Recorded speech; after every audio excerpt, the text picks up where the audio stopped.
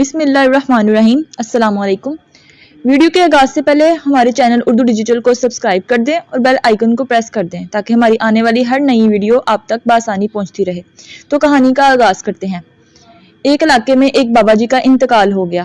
جنازہ تیار ہوا اور جب اٹھا کر قبرستان لے جانے لگے تو ایک آدمی آگے آیا اور چارپائی کا ایک پاؤں پکڑ لیا اور بولا کہ مرنے والے نے میرے 15 لاکھ دینے ہیں، پہلے مجھے پیسے دو، میں پھر ہی اس کو دفن کرنے دوں گا۔ اب تمام لوگ کھڑے ہیں، تماشا دیکھ رہے ہیں۔ بیٹوں نے کہا کہ مرنے والے نے ہمیں تو کوئی ایسی بات نہیں کی کہ وہ مقروض ہے، اس لیے ہم نہیں دے سکتے۔ متوفی کے بھائیوں نے کہا کہ جب بیٹے ذمہ دار نہیں تو ہم کیوں دیں؟ اب سارے کھڑے ہیں اور اس نے چارپائی پکڑی ہوئی ہے۔ جب کافی دیر گزر گئی تو بات گھر کی عورتوں تک بھی جا پہنچی۔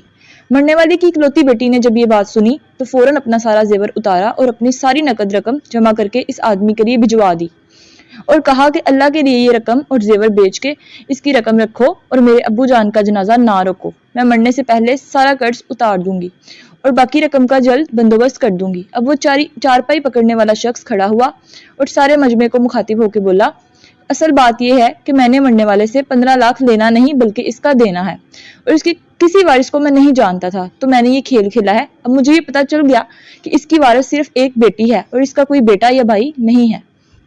اب بھائی منہ اٹھا کے اسے دیکھ رہے ہیں اور بیٹے بھی بیٹی والے خوش نصیب ہیں، لہٰذا بیٹی کی پیدائش پہ خوش ہونا چاہیے، نہ کہ غمگین۔